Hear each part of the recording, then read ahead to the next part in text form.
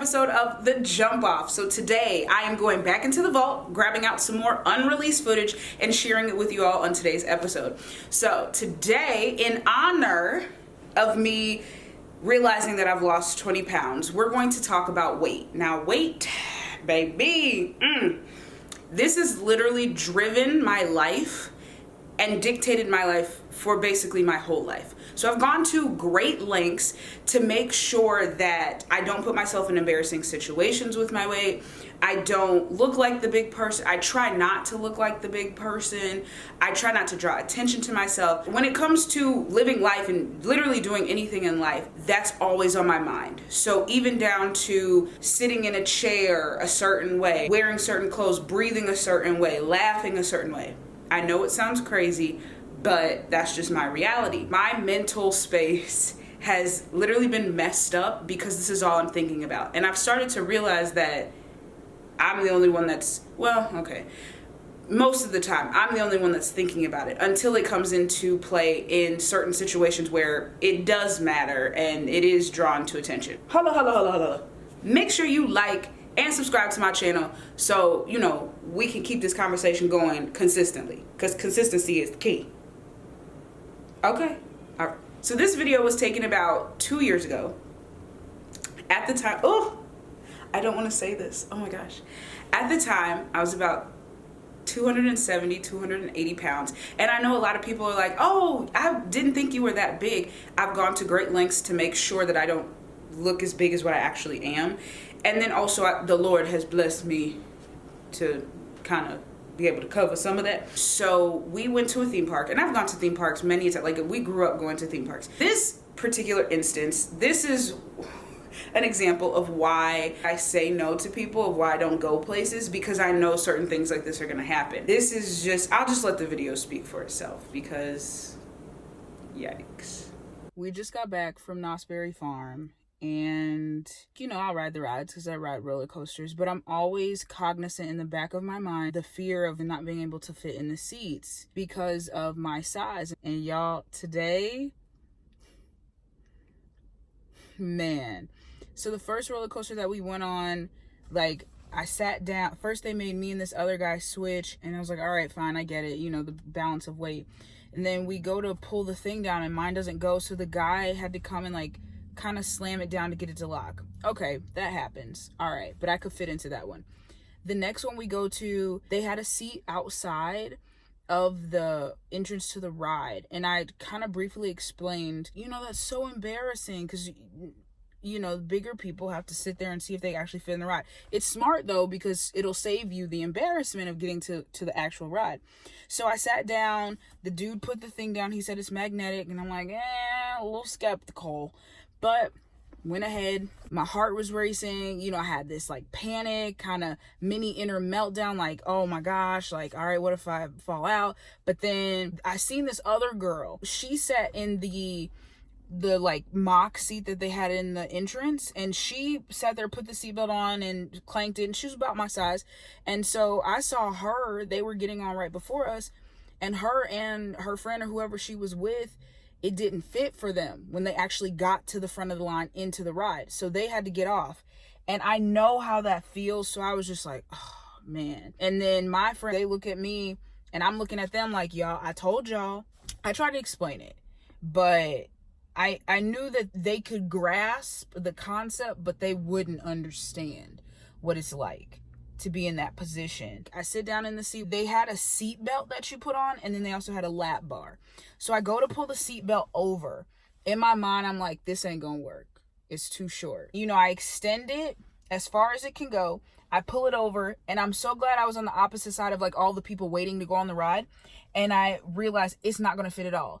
So I had to play it off oh my gosh, I'm too scared. I don't want to do this. I just got up and I was like, I can't do this. I'm too scared. And I got off the ride. I realized that's when my acting kicks in the most, is when I don't want to be embarrassed for my fatness. Once I exited out of the ride, the girl and her friends were all standing there literally like, do we want to leave or what are we gonna do? And I wanted to say something to them. I was so embarrassed myself. Then we went to the next ride. I asked the guy, I was joking like, hey brother, you think I'm gonna fit in this ride? And he was like, well, you know, there's the lap bar, then there's also a knee bar that really like makes it tight. Like, and he was like, it's tight. So we're standing in line, we get up to the front, and I look at it, and this lady, 160 pounds or so, like she was squeezed in there. I just saved myself the embarrassment, and before we even loaded into the ride, I was just like, oh, sir, you know, I don't want to go on this ride anymore. And so I went to the exit and took their bags. Like,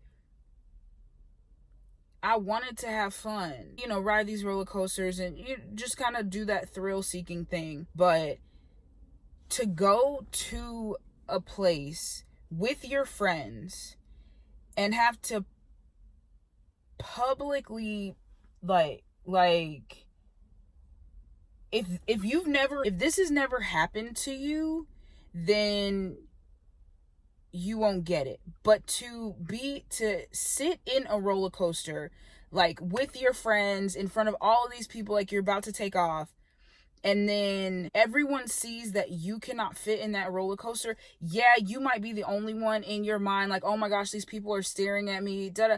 But when you're standing in line and something happens, everybody's all looking.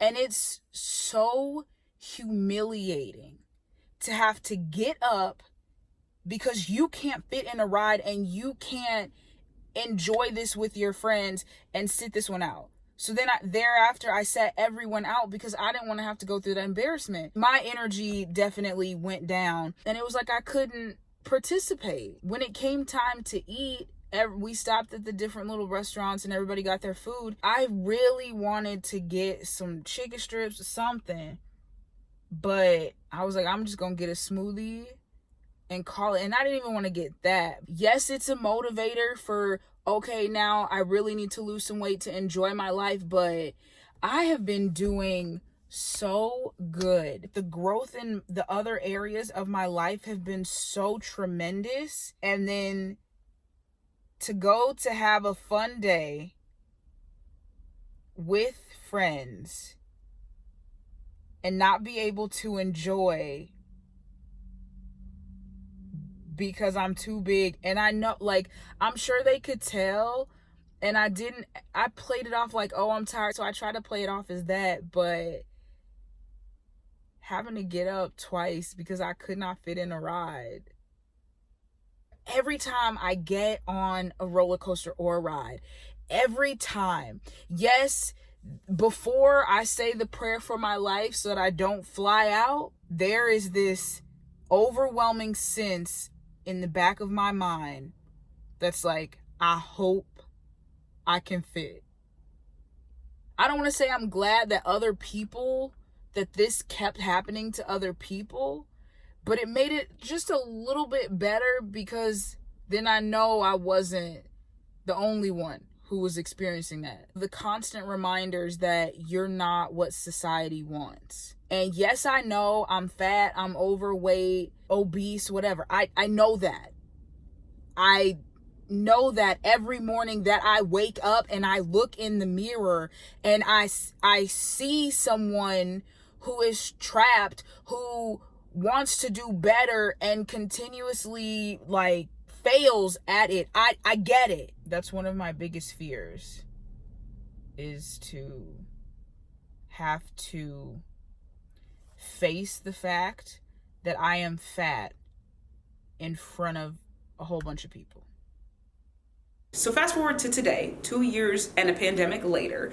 Yes, I'm still working out, and I was working out at that time, which is kind of what trips me up because it's like I'm working out and I'm still this size. But I feel like I still look the same in that video, except for my skin is better. I know there's some changes that have been made, and so mentally I've taken steps forward in, buying clothes that I would have not worn or bought before, and just kind of letting go of what I think of myself because other people are not seeing these things and it's me that's projecting this onto myself. This conversation is definitely way deeper than just this one experience here, but I wanted to share this experience because I'm sure other people have experiences like this. I know it's not just bigger people.